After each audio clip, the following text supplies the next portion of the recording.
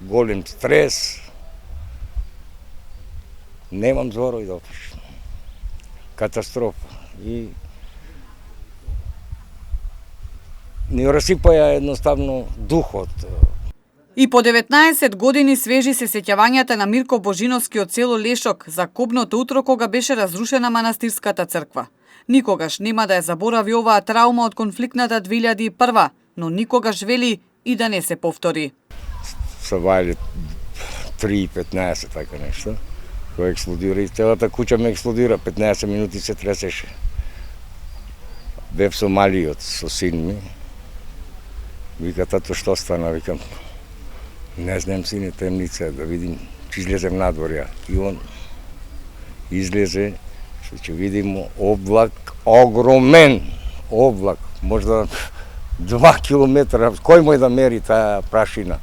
И на чарамидите ми се искршија чарамиде. Така да, тоа беше страшно и да не се понови никој пат.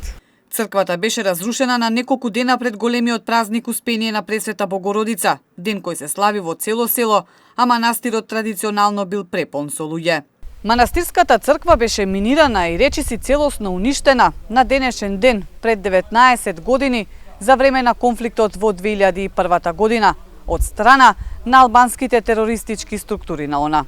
Изминативе речиси 2 децении животот во Лешок полека се враќаше во нормала. Манастирот е обновен, секојдневието вообичаено, но траумите не се бришат, вели хроничарот Митко Спировски од Лешок, кој ги следел и преточил во книги сите случувања.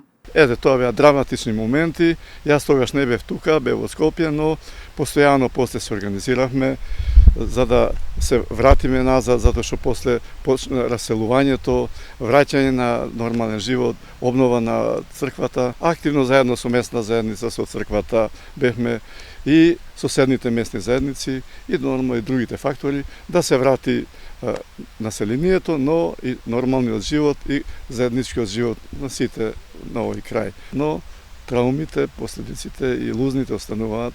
Ова духовно светилиште денеска уште повеќе заживува. Се гради нов конак кој е во финална фаза и ќе биде наменет за свештенството. Стариот пак, каде ќе можат да престојуваат верниците, се реконструира. Полека со годините се собира и се повеќе народ за предстојниот празник.